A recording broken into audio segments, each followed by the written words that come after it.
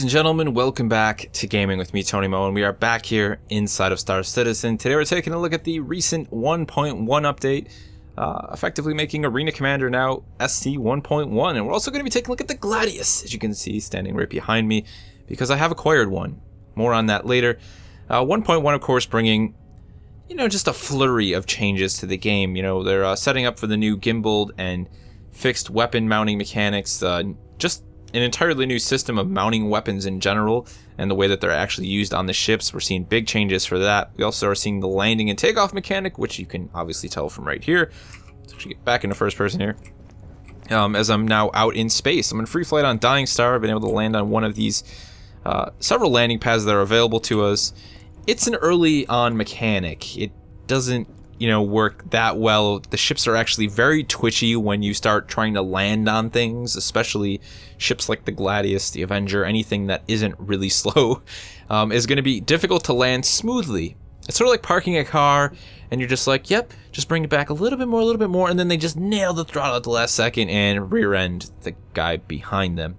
It's that kind of thing every time you land for the most part. You're lucky if you don't tear off your landing gear. But it's here and it's a nice little addition, and as I said, it marks sort of the step forward into the future of Star Citizen, into the beginning of the persistent universe, and so on and so forth.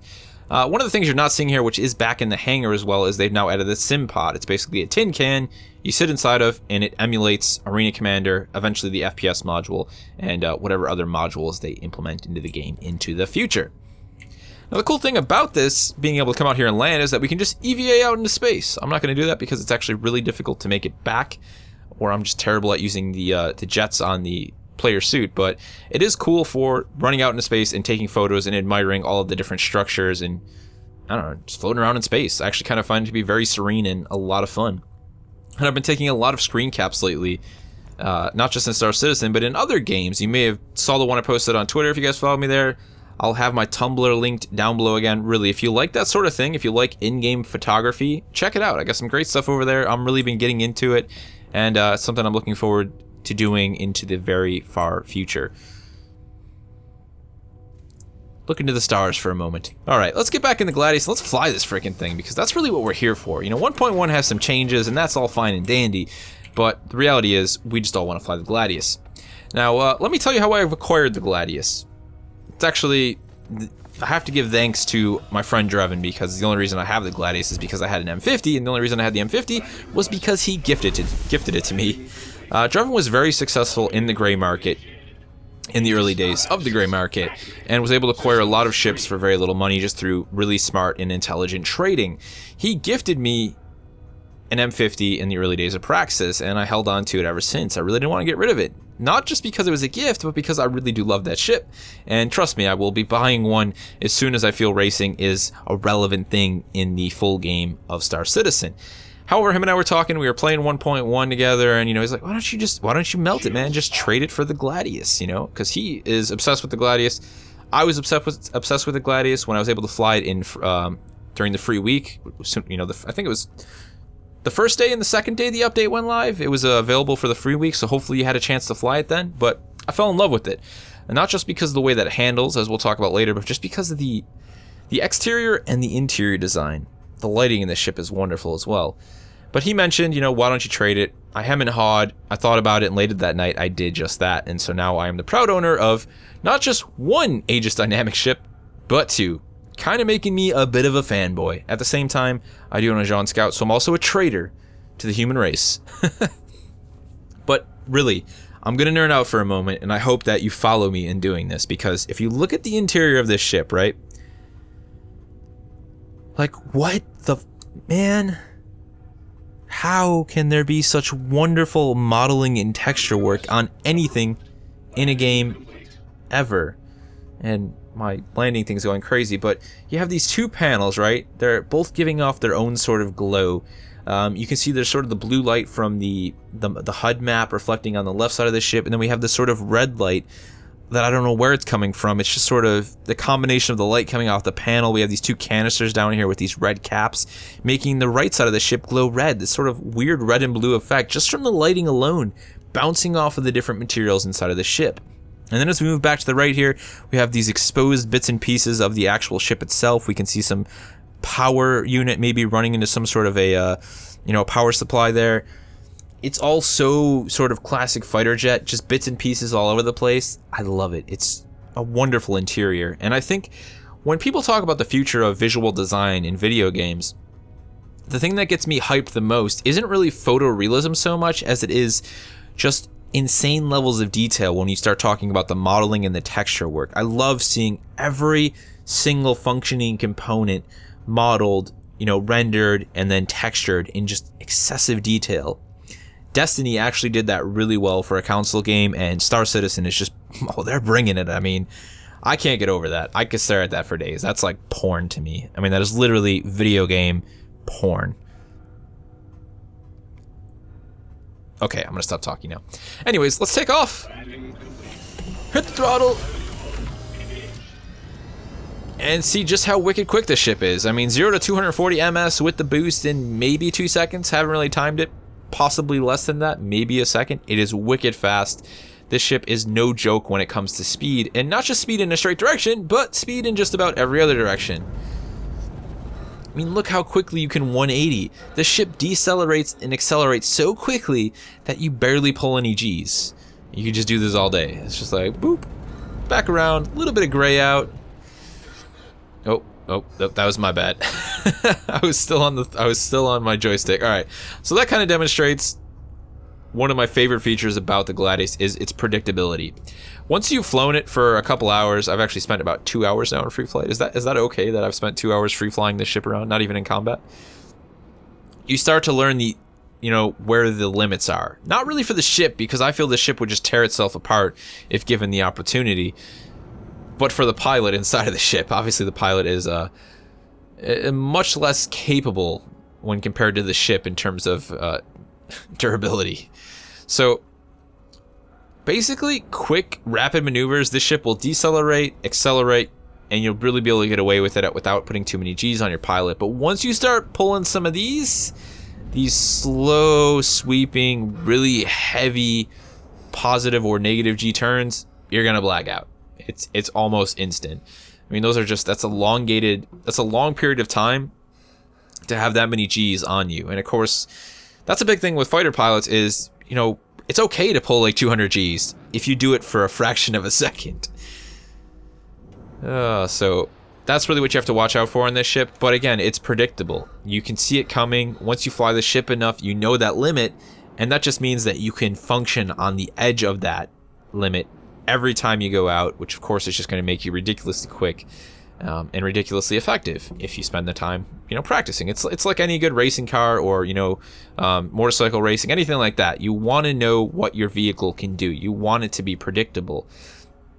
That's what it's all about. If you have a vehicle that's unpredictable, you don't know how the suspension is going to react around certain corners or how the tires are going to act at certain speeds or on certain surfaces, then it's unpredictable. It's not effective. You can't drive it on the limit. You're not going to have the confidence.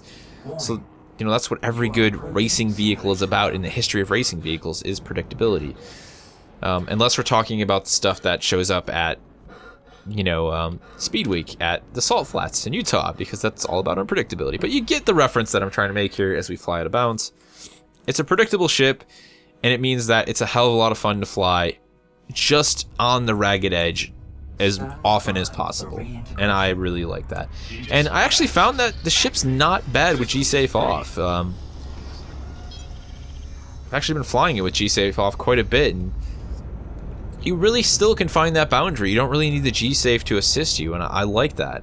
I like being able to toggle it off and, still feel comfortable in combat knowing that I'm not going to just black out because I accidentally, pulled too many G's. I know where that limit is, and I can make that happen. It also seems to be the first ship that I've flown in-game anyways, all apart from the M50, that you can black out by rolling if you're not careful.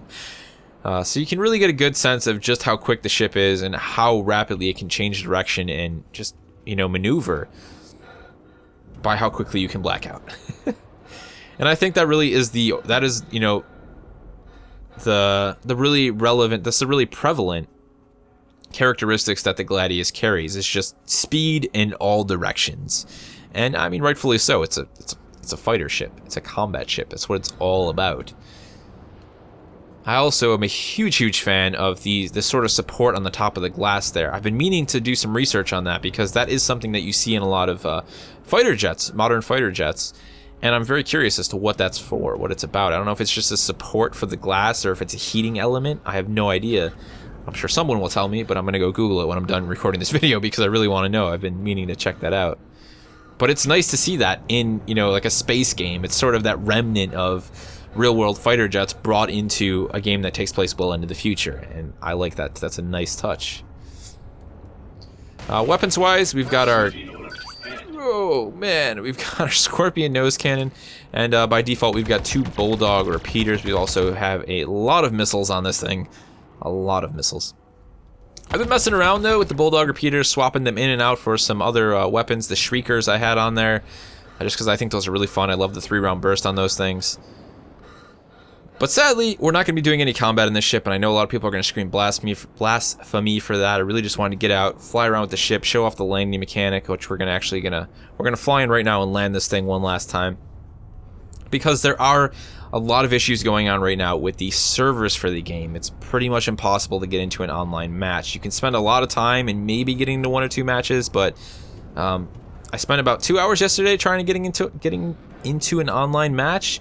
And when I did finally arrive in a battle royale, there was no one else around. It was just me, and I think one other guy, and he wasn't actually playing. So there's some issues. CIG is aware of them. They're already trying to work on some fixes for them, but basically the servers are restarting as people are trying to connect. So no online today, and I really am not a fan of Vandal Swarm, so we're going to have to save the combat portion of the Gladius flight for another video. Hopefully they'll be having that another update dropping within the coming days. So basically, coming into land, you look at your target, you hit N is the default key binding. That'll engage landing mode. As you arrive closer to the surface of the landing pad, your landing gear will automatically start to deploy. Once it's deployed, you can try and slowly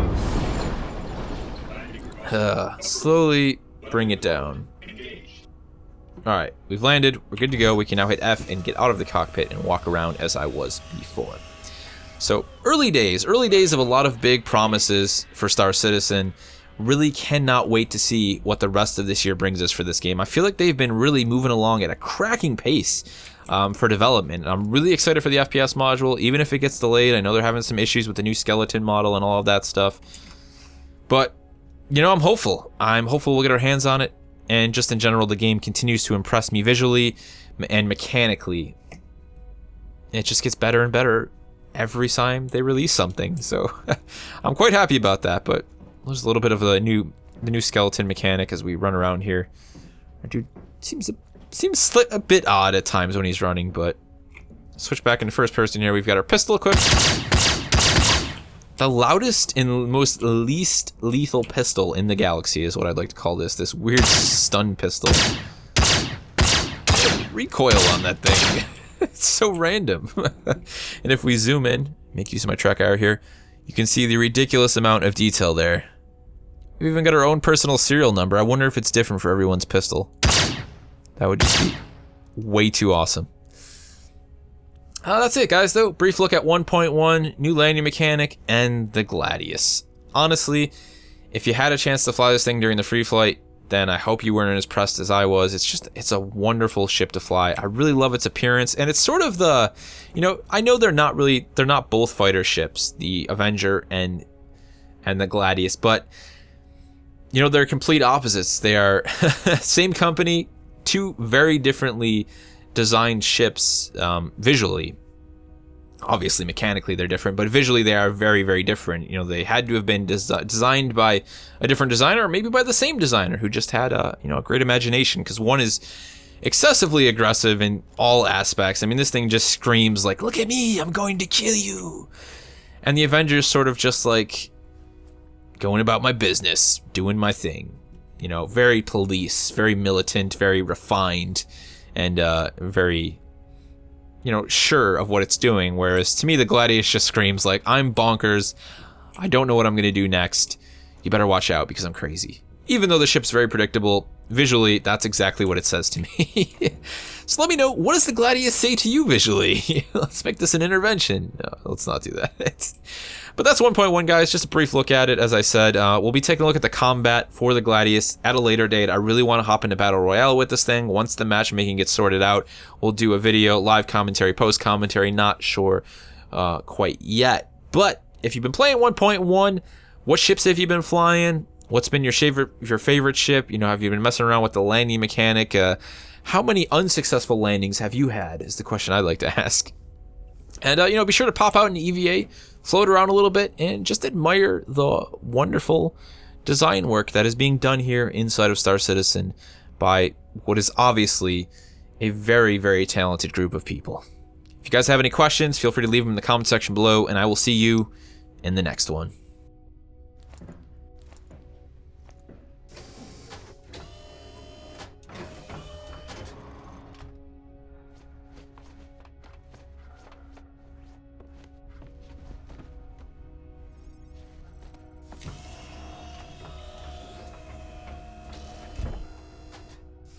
Landing request.